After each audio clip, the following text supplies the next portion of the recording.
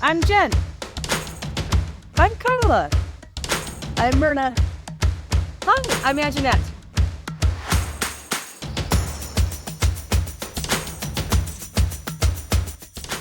And welcome to Latter-day Women Warriors. We're so glad you're back. Today, we are going to talk about a great subject. First of all, I want to introduce our guest, Kirsten. She's a young single adult, and she is Jen's daughter. I'm glad that we'd love to have the young people come and join us. And so we're glad she's here so that she can help us understand a little bit more about what this new policy that affects the transgender community means a little bit more. We all know quite a few people in this demographic, but we wanted to go through it to kind of dispel a few things that I have heard in podcasts, a few things that we are here being thrown out that are not actually correct with the new policy. It's not the only thing that they talked about. They talked about some changes with Relief Society and Elders Quorum, where they're supposed to have a discussion before they have their lesson in the on Sundays. And then they could also have additional meetings. I thought that was really interesting that they had to have permission to meet together more often than maybe fifth Sunday. I don't know. I just thought that was interesting. I thought they could meet anytime they wanted together. One thing that I was really kind of excited about, but didn't really realize that they had to have permission to do it. Maybe there was bishops that weren't doing that. And that was the young women are now being asked to organize to meet, to greet at Sunday meetings. And I thought that was really nice to bring them out so that we can see them more. So that was really nice to see. Let's see. Of course, we already knew about the changes of the ages for the young single adult wards. There's some things about what you do with Stoughton Temple recommends, more about virtual interviews, some more things about Easter and Christmas Sundays, some of those kind of things that are just kind of policies that just change for certain people. And then there's the one for the individuals that identify as transgender. First of all, I want to read a part from a talk by President Holland. And it was done in April Conference 2024. And I think this is what we need to keep our minds on as we go through this. He says, I bear witness that when Christ comes, he needs to recognize us, not as nominal members listed on a faded baptismal record, but as thoroughly committed, faithful, believing, covenant-keeping disciples. This is an urgent matter for all of us, lest we ever hear with devastating regret, I never knew you. Or as Joseph Smith translated that phrase, you never knew me. So I think that really helps to have that view that he's got to be able to recognize us. And I think that's poignant with this transgender issue. So what kind of things have changed with this new transgender thing? First of all, I want to clarify something I've heard quite often I watched multiple podcasts, read multiple articles, and that is the church does not say in any of their articles assigned sex at birth. Okay, everybody's saying that they have to do the ordinances as their assigned sex at birth. The church does not use that terminology.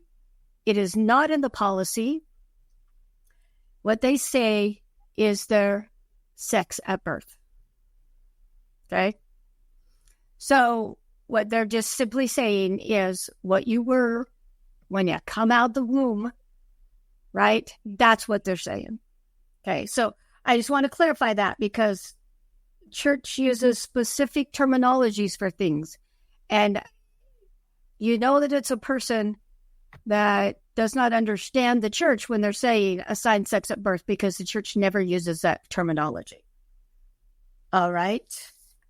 So some of you know some of the things that were changed. That's the question. Yeah. What do I know got changed? Yes. What have you heard? So far, when it comes to the young men's program, the transgender individuals are not able to sleep overnight. The parents now have the responsibility to make those arrangements. And you, in general, any transgender member, whether they're adults or youth, are supposed to go to their biological gendered classes. I don't know how else to say that. I don't know what the language is to say with that, but that matches your biological sex. That matches if you're born a woman, then you're going to Relief Society. If you're born a man, you're going to Elders Quorum. And the same thing for young women, where obviously that hasn't fully been happening. I too read. I was looking at personal narrative accounts on Facebook a lot, and that was the one that seemed to that a lot of people were talking about, because apparently it hasn't been that way, that trans girls have been able to go to camp in some areas. So that is a change. And transgender individuals have some of their, it was just more clearly stated that they are not able to have certain callings. So they aren't able to teach in primary, young women's, young men's, or I guess in general teach in classes. Yeah, they have. Well, let's specifically read that. Individuals who have transitioned. Who have transitioned. What they're talking about now is there's a difference between being transgender and transitioning. Okay. Mm-hmm. It's kind of like the same as difference between having same-sex attraction and being in a same-sex relationship. Right. And acting out on it. Right. I apologize for not making that clarification. So it says individuals who have transitioned in any way. Now, this is a new definition the church put out, and that is transitioning socially. You can't even transition socially all the time. In other words, dressing as the other gender to be called the other gender. And so basically you've transitioned socially. You are always presenting as the other person, other gender. Okay. So you can't do that anymore. So if you've transitioned in any way, whether surgically, mentally, or socially, you cannot work with children, serve as teachers in their congregations, or fill any gender-specific assignments, such as president of Women's Relief Society. Instead, they may receive other callings or assignments that provide opportunities to progress and serve. And then this is the definition. The church defines social transitioning as intentionally identifying and presenting oneself as other than one's biological sex at birth, and may include changing dress, grooming, names, or pronouns. Okay. So they can't, that leaves if I could be honest, that leaves very few callings, I think. What do you think? But then we all don't get a calling anyway, right? Go ahead, Kirsten. At least in the YSA ward, there's always callings. Like, there's always needing something, especially. I think the YSA wards just naturally have more callings because you have like the FHE committees and like the activities committees and stuff that always are like doing something or another. I think, and just why I say in general, does more things. I agree. Because why I say, and kind of transitioning from doing like the like young women, young men, young women activities, and then going into that. So at least I don't know why I say that. I think that you're a lot less affected, but I could definitely see in a home ward and being older that could definitely have like a bigger effect of like, oh, so I just can't do anything. Right. And that's kind of what they're saying, is that they've been relegated as the title of the talk, the article in one of the newspapers says that the transgenders had been relegated to a third world person. Right. And like, okay. The main thing with teaching is the whole point of teaching is to teach the standards. And if you can't teach, if you don't believe in the teaching of the standards, why would you want to teach those standards? But right. No, you're absolutely right, Kirsten. And especially when we're talking about the primary kids, right? How can you teach them, even if you're going to teach it the right way, how do you teach them this principle that our gender came from when we were born, came from the pre-Earth life, right? And how do you teach them those concepts? Would you have chosen to change the gender you were when you were born? That kids are not stupid. They catch on to these things, and that confuses these children that have enough to be confused about. I mean, at the very least, confusing. At the very least, minimum, you would be ignoring the concept. And since that is a concept that exists, ignoring it kind of seems counterintuitive. Yep. Yeah, I like that. That's a good way of putting it. And so, like you said, Jen, the young women's and young men's activities, they can go with their sex at birth. But if it's an overnight, they have to leave and have a parent come pick them up and provide their own overnight provisions, whatever you want to call it. And then they can come back for the day again, but their parent has to be responsible and take them, or maybe they can be in a tent by themselves with their parent or something, if it's girls' camp or something like that. But they can't stay with everybody else. Okay, so since we're talking about this kind of space here, I just think that in this situation, because maybe there's a little bit of playing devil's advocate here, I could see why somebody who's had a child, who's been allowed to go to camp as a young woman, why this policy change would feel so hurtful, because they found a space for themselves amongst the girls, or have been trying to, because let's admit that it's not going to go smooth in every ward to any degree, or it would happen only to certain degrees. And now it seems like what are they supposed to do for a social life? Yeah. And another thing is, the young men, I don't think really have like a girls' camp equivalent, not truly. Like, I don't know. The impression I always got from like when like our, because like sometimes your bishops and stuff will come over.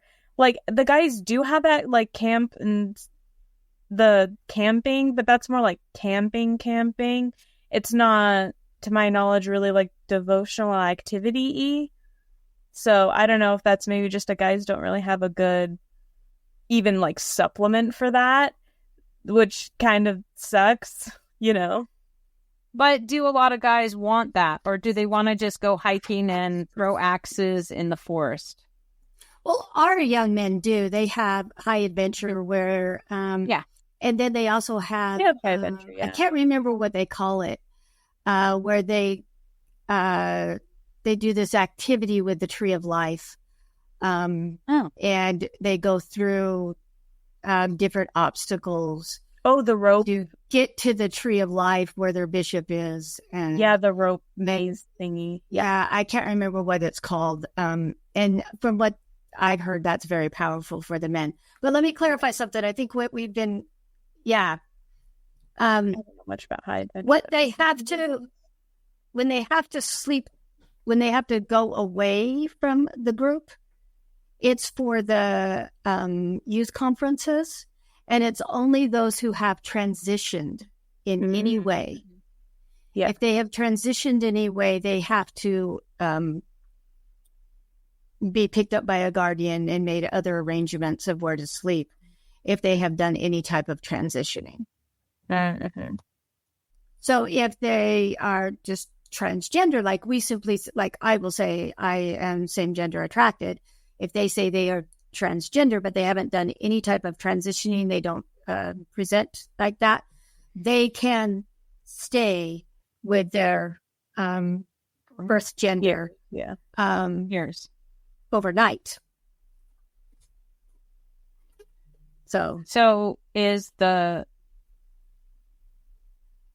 to me, there then becomes, I guess there's a concern that the kids just won't come out and talk about it so that they don't have all of these consequences. Yeah. Wait, so are they not allowed to stay with, like, if they transition, are they not allowed to stay with their assigned at birth gender either? Am I misunderstanding that? Or is it just they can't stay overnight? Oh, if they like at all. If they've transitioned at any way, they cannot stay overnight. On either side, okay. On boys or girls. It does. Yeah, I think it's for both. Well, I understand that one I could see being a little bit of a struggle. I kind of get it to some degree, because if you've transitioned even like at all, like I could see, especially like on the boys' side, there being bullying. So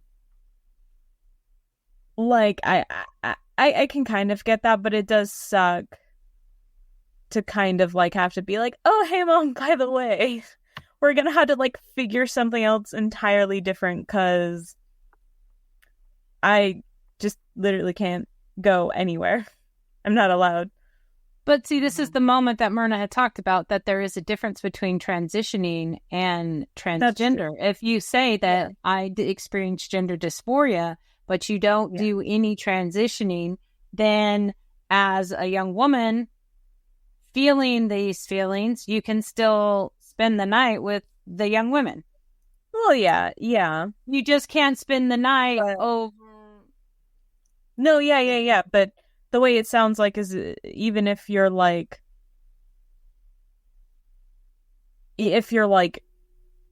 slightly on the edge, if that makes sense, of where it's like, oh, you have some friends call you he, him, or whatever, you can't even stay with the girls. Right. Well, that means local people that are going to have to figure some of that out. That means you have to make some choices, right? Yeah. And that it's a hard space. I'm sorry. Yeah. It's a really hard space. I have grappled with my same gender attraction, but I will tell you, every time I think this would be harder. That's what I see. And maybe other people would not agree with me, but that's what I see. It's hard to have same gender attraction, but it would be even more hard, I think, to have these feelings that you're in the wrong body, and that that it would just be, and I don't know, it's hard for me to even put words into it. I can feel how hard it would be. And I have watched some of my friends that have gender dysphoria weep, and just weep because they don't know what to do. Their feeling is so strong, but they don't know what to do. So I'm not saying that I'm I mean, I will be honest, what I like about this policy is there is more defining of what the church deems transitioning. There's more direction for the bishops on what they should and shouldn't do. And what I think is really interesting is that if any of these options need to be tweaked, or if they want to be able to have someone who has transitioned be an exception, it has to go to the area authority, not the state president, not the bishop. They don't get to make that choice anymore. It goes up to the area authority. And I like that because I'm seeing some choices being made that what I'm looking at is how it's affecting other people around these individuals. But what the parents are seeing and what Bishop is feeling from the parents and from this child is that how hard it is for them. But what about those that are around them that it's affecting, like primary? There is an effect to those children when they see something that doesn't correspond with what they're being taught, right? So those are the kind of things I like.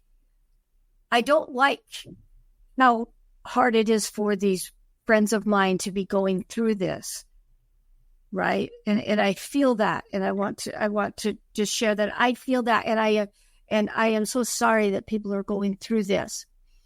But there has to be some choices made because of what our church believes. We believe that the birth that we are born is the sex that we are relating to our life on this earth. That's what we have been given to go through. And so I feel for it, but I also think it's important that we have some clarification in order to make some even hard situations better. Does that make sense? I think it makes sense, but at the same time, this is hard for everyone. Can we just acknowledge that even us trying to have this conversation is hard? Because there are words that we're going to probably use here that people are going to find offensive.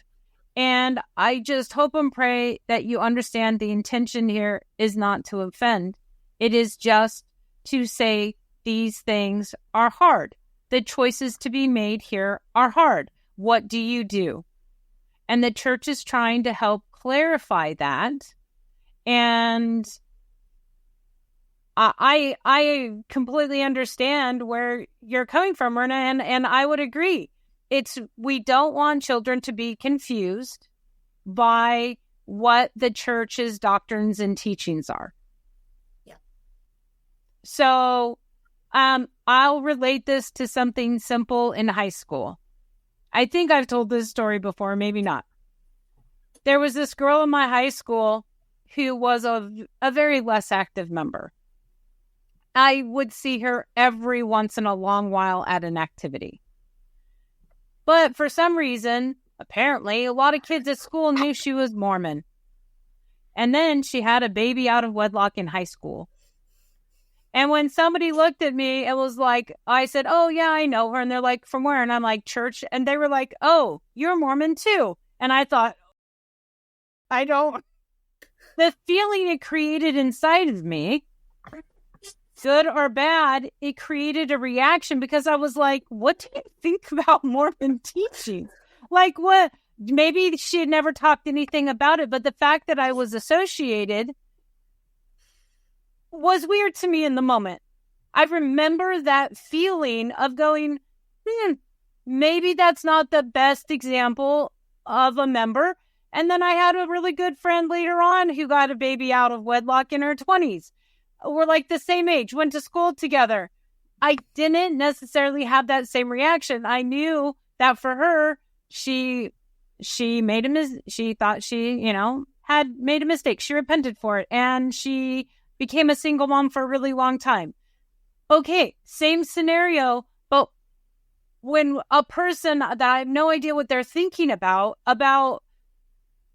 this religion between two people share, and one is doing one thing and one is, I knew that she partied. I knew that she, like, I had heard all these, I had known many things, and I thought, wow, and I don't do any of them.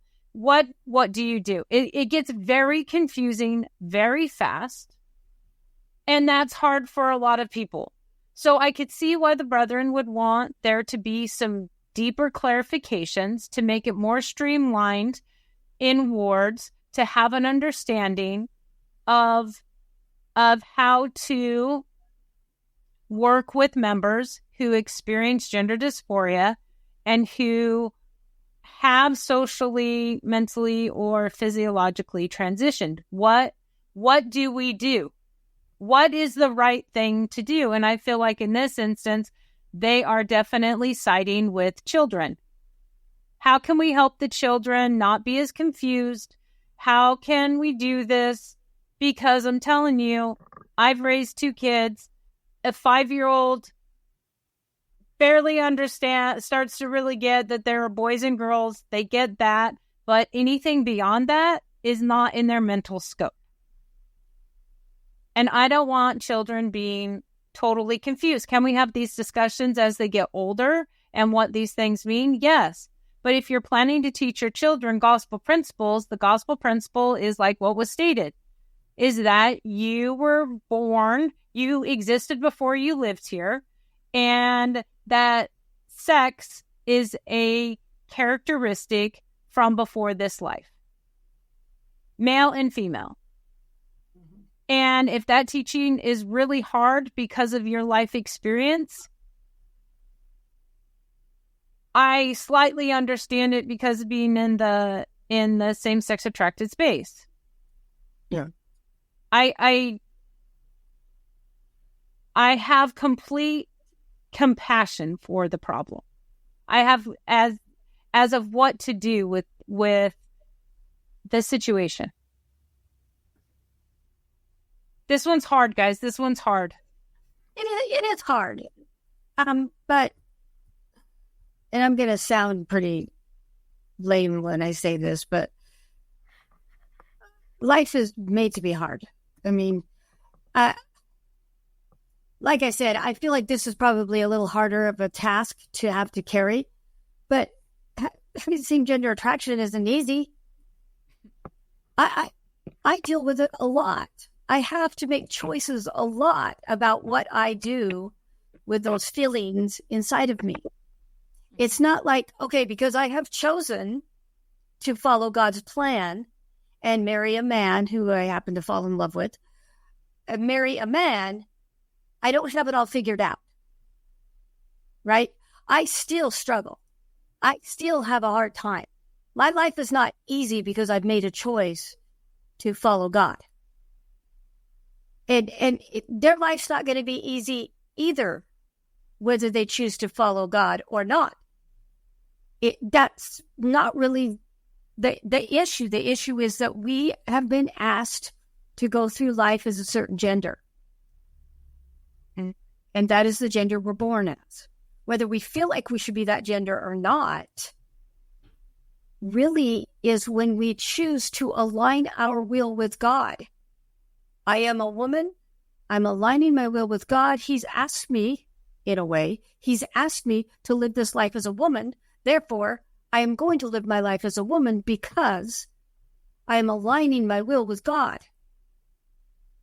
It's the same thing as I feel like I want to have a relationship with a woman because I love women and I have this feeling and this attraction to women, but I'm choosing to align my life with God. And he's told me that marriage between a man and a woman is correct. Therefore, I'm going to align myself with God. And if I find a man I'm in love with, I will marry him. But if not, I will be single because I'm aligning my will with God. And so regardless of what you go through in this life, your choice is whether you're going to align yourself with God or not. And it's not going to be easy, whatever your choice is. It's the same for an alcoholic. It's the same for a sex addiction person. It's the same for a drug addiction person. It's the same whatever your trial is. You are here to learn and have a desire to live your life in accordance to God's plan and align your desires and wants with God. And I'm not saying that to be mean, and I'm not saying that without any feeling of compassion. I have a lot of compassion. I know a little bit of what they go through, but that doesn't discount the need for them to align their will with God. And yeah, what's interesting is that kind of there's a concept that pops up in Institute a lot, at least my Institute class, of the idea of you're always going to have trials, but like, kind of like what you were saying, like, following God doesn't necessarily fix it, or you know what I mean? Like, it doesn't just poof it and make it go away. And absolutely, it helps you, you know, it's not easy, but there's peace that you get from it, if that makes sense. Absolutely. So you still have like maybe a weight, but the carrying the weight is made easier. Perfectly said. Very well said. Yes. That's what I'm trying to convey, and you did it way better than this old lady can. Another point, go Institute, man. Another thing is the bathroom policy. Okay. So what it says is that if a gender dysphoria person needs to use the restroom while they're at church, they are to use a single restroom. Now, I believe most of the new buildings being built, they are putting in a single bathroom. I know in our building, we've had our building for probably 10 years, and it has a single bathroom. And I think they've done that because you have a lot of single dads who might need to take their daughters to the bathroom, and we don't want them going past the urinals in the men's bathroom, right? And so we have a single bathroom for that to be done. And so they want them to use the single bathroom. But if your building does not have a single bathroom, you are to discuss having other options available. And they give 2 suggestions. It doesn't mean it has to be done, but these are suggestions of possible ways of solving that problem. And that is that they use the bathroom that aligns with their gender at birth. Or if that is not something they want to do or can't do, then the bishop chooses someone who would be safe, that waits outside the bathroom and makes sure nobody else goes in the bathroom while they're in there, and they can use the bathroom by them alone, right? So those are options. That's not like policy. That doesn't have to be done that way. Those are suggestion options that they have for solving the problem if your building does not have a single bathroom. But if your building has a single bathroom, that is where they are to go, not make a big display of it and use the other bathroom with someone standing outside because you have another option. Right? And I only say that because I know some people who would do that on purpose to make this display, but that's not what they want. They want you to use the single bathroom. Well, I can see, all of the things that I've been hearing out there, someone has commented about the bathroom, and they, again, this These are suggestions. Can we reemphasize that? Suggestions. Because I've heard people talking about it as if it's the policy. And it isn't. They're saying, come up with an option with your local leaders about what to do. Yeah, and they give two options, two suggestions. Two suggestions that sound somewhat reasonable, but I agree if you take it so far as I'm going to be upset about this policy, so I'm going to make a show and fanfare when I go to use the restroom. I get that upsetness, but at the same time, I don't understand why you would want fanfare at that. Yeah, it's not necessarily the right hill to die on. Yes. I'd be more so wanting, like, specifications of, like, okay, so these are the two ideas. What are we allowing then? Like, tell us the rules that you actually want us to play with. You know, if that makes sense. Well, yeah, I think that the agent bishop should have a meeting with the other bishops in the building. And if they don't have a single bathroom, we do. So there's like no discussion that needs to be done. They need to go to that bathroom. But if you don't have one, the agent bishop should call a meeting with the other bishops, and they should make a decision as to what their decision is for their building. And then all the wards do it that way for that building. That's my suggestion. I can't put the rule down, but that's how it's done. Yeah. No, but something has. I think that's a good solution. Now, I will let you know that I've been in situations where a bathroom at a point was labeled as an all-gender bathroom, meaning whatever gender you felt like you can use. And I walked into the bathroom and there was a man standing at the sink.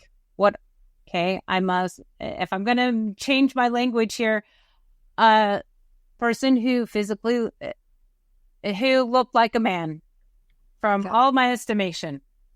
Man. It was jarring. It was jarring to walk in. And for a moment I was like, am I in the right bathroom? I double checked. I came back and I was like, I did feel a little uncomfortable. Yeah, I'm going to admit it. I'm going to admit I felt uncomfortable. Of people like walking in, be like, oh, sorry. And then be like, oh, yeah, I know. It's weird. It's like a multi-gender bathroom. It seems to put like a lot of people off. Like they're like not like, because people are very used to bathrooms specifically being, gender, separated. So it, all of a sudden not being separated is just a spook. Like, oh, oops, I accidentally went into the wrong bathroom. Oh, no. Yeah. So that uncomfortable feeling, I just want to put it out there. I have such compassion for this. And yet I'm going to say something that is going to sound so unkind and so unloving. My level of comfort should be also taken into consideration. Absolutely. Yeah. I mean, and yeah. Well, because I feel like in this instance, the way that even society's been talking about this bathroom issue, my feelings and my level of comfort aren't considered. It's only someone else's because I don't experience that, and it's harder. Then I should just go along with what they want. But this is my private space too. Yeah. It's definitely one of those things where it's like, there are definitely women who like have phobias of men and men who have phobias of women, saying like, oh, I'm sorry, I'm uncomfortable. It's not like trying to push any agenda. It's literally, it's like having a phobia of spiders. You literally cannot control that your brain has a certain reaction. So like going and like blaming that person for having a psychological response kind of seems inconsiderate in its own way. And I mean, if you're really wanting like a genderless bathroom, like a full, like any gender bathroom, I don't personally see the problem of then like also having a women's bathroom and a men's bathroom, Right. So people who are more comfortable or prefer that, really, you're just adding more bathrooms. You're just adding more bathroom space. I don't people who don't care, like, or if there's like really long lines in the women's bathroom, sure, I'll take a maybe mild uncomfortableness, and go to the neither, like, Okay, so Kirsten, this reminds me of an experience that I had when your mom and I and our spouses went to Yellowstone. You talk about waiting in line for the bathrooms. There were some really beautiful elk that we were watching, and I had to use the restroom. So I went to use the restroom, and there was this lady standing outside the door. And she's like, "You can't go in." And I said, "Well, what do you mean I can't go in? It's the women's restroom. I can go in." She goes, "No, you can't go in." She says, "My husband's in there." And I said, "Well, why's your husband in there? It's the women's restroom." She says, "Well, there's a long line in the men's restroom." I'm like, I think they can wait in the men's restroom. How long have I waited in lines in the women's restroom? And her husband, I looked over there and there were like two men standing there. Like,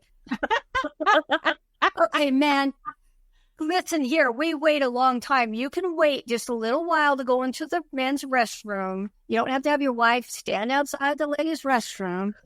I was about ready to walk in anyway, but I didn't. He came out. I was like, I glared at him as he came out. Like, what do you think? We stand in the restrooms wait in line all the time. Anyway, no. Have you been to Disneyland? There's a line of like 30 women. I just thought that was funny that he couldn't wait for two guys to use the restroom, and we wait forever. Anyway, and Jeanette, what do you feel about this? I know you don't experience same gender attraction, but what do you feel about some of these changes? Do you think it kind of puts them in a second-class citizen type place, or do you think that this might be something that is good? How do you feel? I have a lot of thoughts. And I've been, thinking about this and wrestling about this for the last few days, I think like everybody else has. Yeah. And I have a lot of wonderful people in my life that experience this gender dysphoria and have chosen to transition or in the process of transitioning.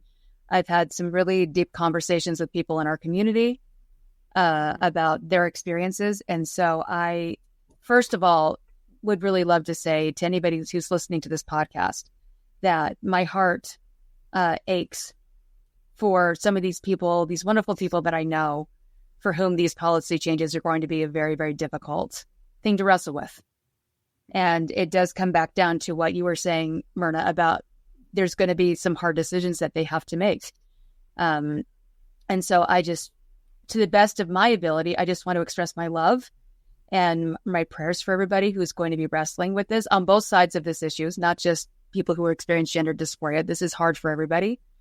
And that it's important that we really have some patience and some compassion for each other as we're figuring out how to best implement these policies and the spirit behind these policy changes.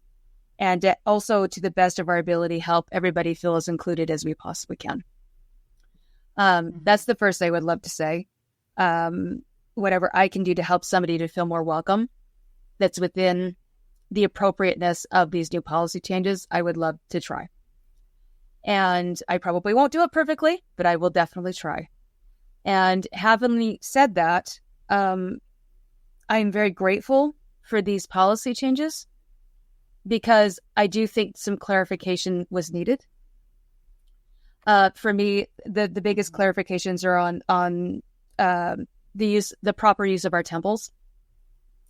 I think that was very, very appropriate and needed. And I appreciate what Jen was saying earlier as well, Jen and Kirsten, about how this affects kids, because it greatly does. It's in order to live a good life, you have to understand boundaries. you have to understand what's expected of you.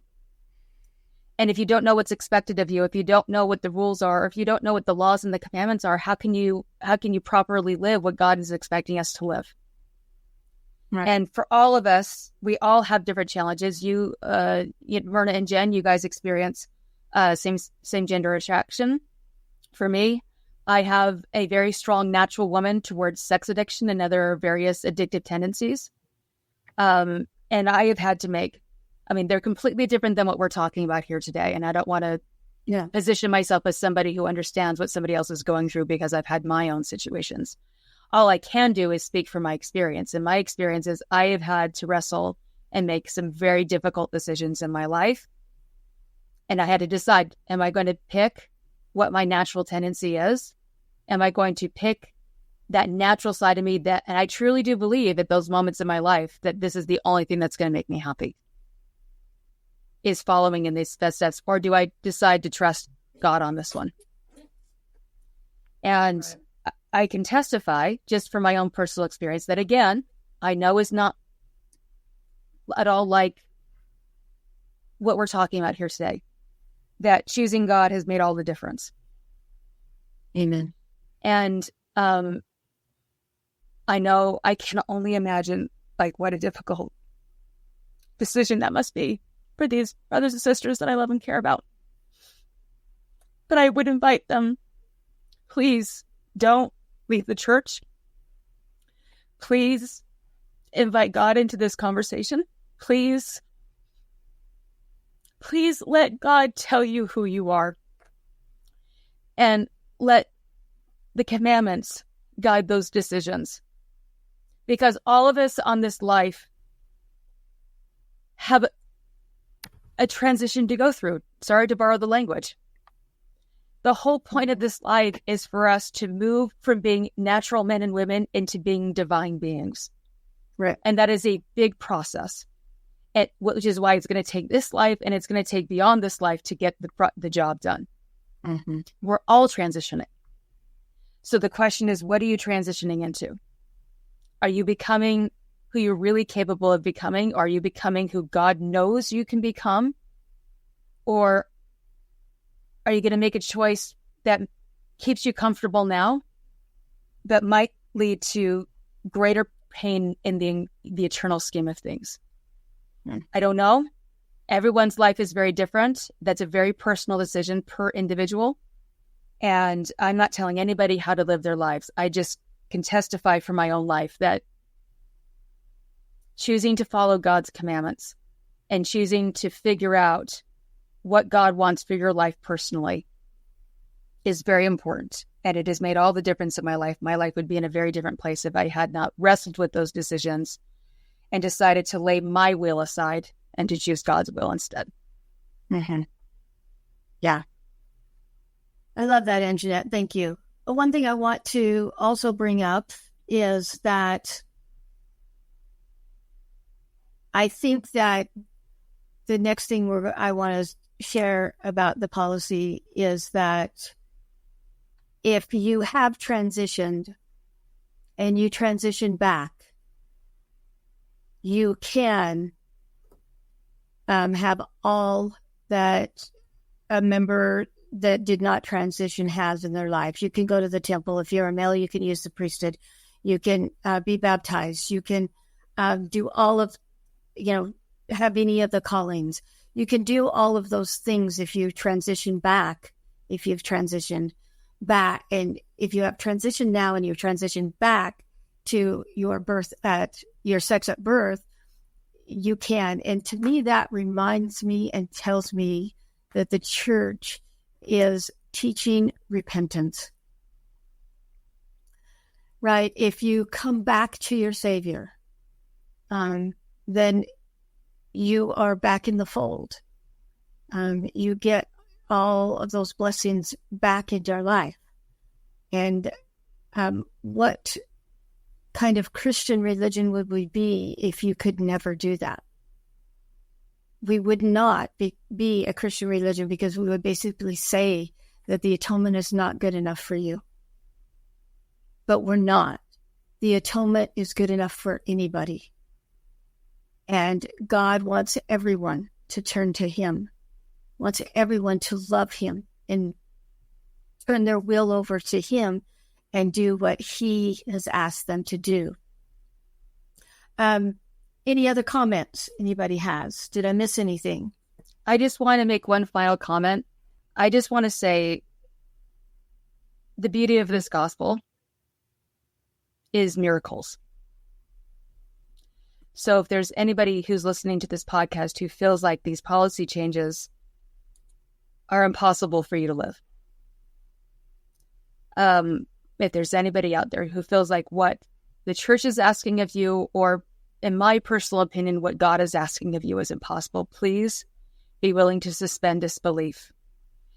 You never know what God can make possible in your life, and that can lead you to greater peace and joy if you just trust him one step at a time and take everything one day at a time. You never doubt the power of God to change your life and who you are. Yeah. I'm going to second that, Anjanette, because that was the thought that was coming to me right now as well, is that I can see for a lot of people who experience the gender dysphoria and have transitioned to some degree, that it can feel like a no-win situation. If I detransition, I'm not being true to who I feel I want to be or how I want to experience this life. You're asking me to do the impossible, or God is asking me to do the impossible. And the brethren can't be correct because God would never ask me to do that. Well, I can attest that God asked me to do things that I don't want to do all the time.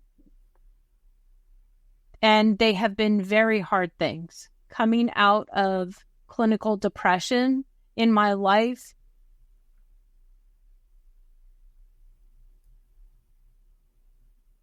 was one step at a time and listening to God. Now, am I equating that with people who experience gender dysphoria? I'm going to say yes, I am, because in the broader scope, it's something that I struggled with, I cried about, wholeheartedly couldn't move past. And it was digging into God and taking those small steps that seemed so hard and so completely hopeless and impossible. I cannot do this. I cannot change. But it's that process that's allowed me to be on a podcast now and have friends in my life and to have a brighter outlook of a future. But it did feel impossible. Mm-hmm. Coming to terms with my same-sex attraction. For a long time, that felt impossible. And now I have found a place where it's managed, and I don't even think about it most of the time because it doesn't really have an effect on the choices that I've made in my life and what I want from my life. And so I definitely second that if you find yourself in this place and the policy feels like it's ripping your heart out and it's ripping out the hearts and minds of the people in your family and your friends around you,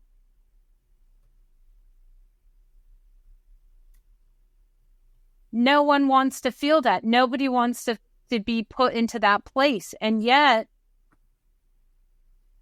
there's a moment, an opportunity to say and ask the deep, hard question, what do I believe? And what am I going to do about that belief? And that is something every single human being in this world has to ask. And it is a harsh mistress. Because there will be people on all sides who don't like what you are choosing or what you're saying about it or anything. And there are other people who will praise you. It's going to be tough. But it will be the most rewarding question when you actually answer, what is it that you believe? Because for me, I will testify that I believe these doctrines of the Church of Jesus Christ of Latter-day Saints. I believe that the policies that are written are to support is to support members of the church as they try and live those doctrines. And I believe that's what's happening here. It doesn't feel like it to some people, but I believe the same principle is happening.